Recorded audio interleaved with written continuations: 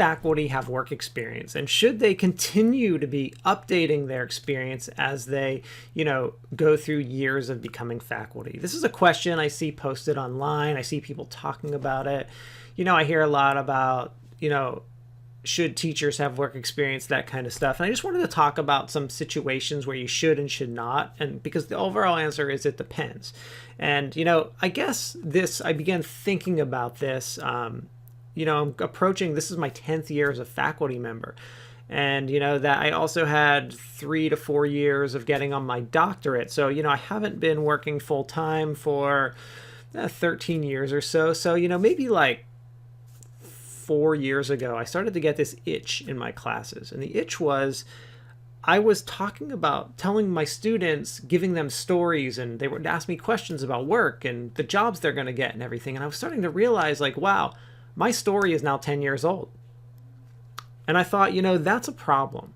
And so I started to think, like, well, what do other fields do? And I started to look at, like, medical professors and law professors, and realized a lot of them are practicing. They're practicing physicians, and law professors are practicing lawyers. And I thought, a light bulb clicked, and I said, you know what? I should be a practicing instructional designer, not just teaching about it. I need to actually do some of this. So I started to do some consulting work.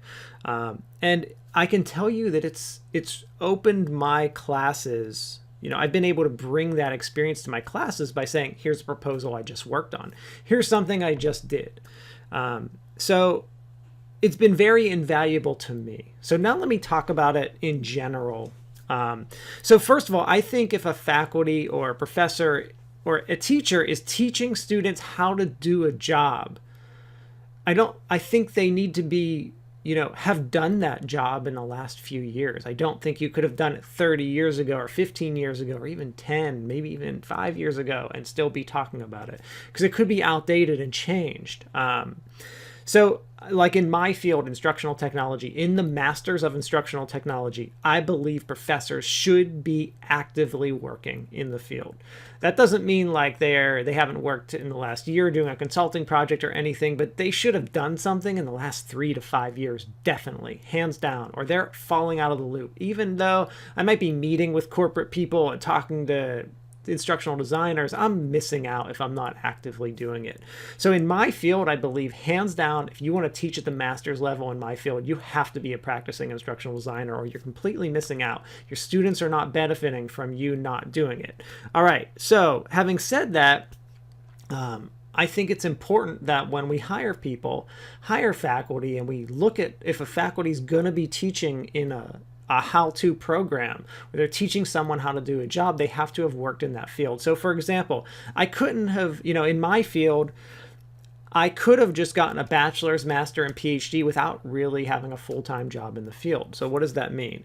That means like I could have just had an internship or done like a graduate assistantship or like a consulting project for my college, just part of my class. But I never really went out and was a full-time instructional designer anywhere. And I think that's a problem in my field. I think that's an issue. Now, when you start to say, well, should every professor have work experience? I think it really depends on their program and their field. Like at the doctoral level, I believe this shifts a little bit, because at the doctoral level, like when I was getting my doctorate at Penn State, my professors were not teaching me how to be an instructional designer anymore. They were teaching me how to be a researcher.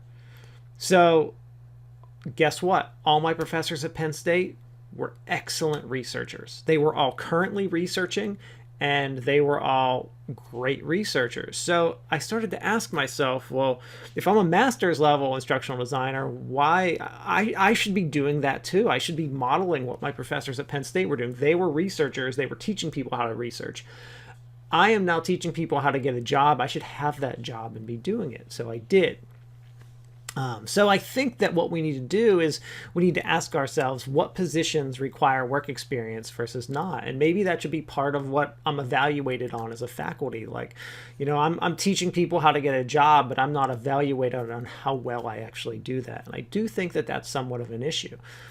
So I think there's a lot of good discussion around this topic about, which majors should require work experience and which shouldn't, because obviously some shouldn't. Like if I'm teaching someone how to be a chemistry researcher, maybe they shouldn't be out being a chemist. That professor should be doing chemistry research.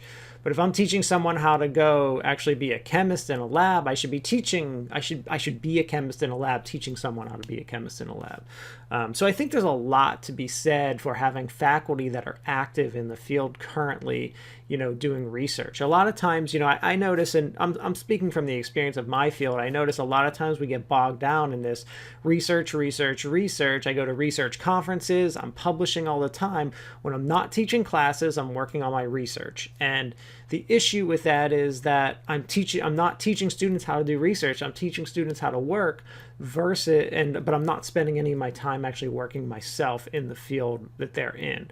So there can be a lot of like missteps and things that you just don't miss. There's a lot of little things I've even picked up in the last few years working that I'm able to bring into my classes, and I think it really helps the students' experience, and I think it leads to jobs for them. It gives myself the ability to tell them, here's what the interview is going to be like, because I have been talking with clients about proposals, and I know what they're looking for. I know what they're looking for right now because I'm dealing with it. I can tell you how to address that client question because I've addressed it 10 times this year. Things like that I think are super important. So I think in some cases, I think it's very important. I think it's something we need to really start to look at in my field specifically, but in other fields as well. Thank you.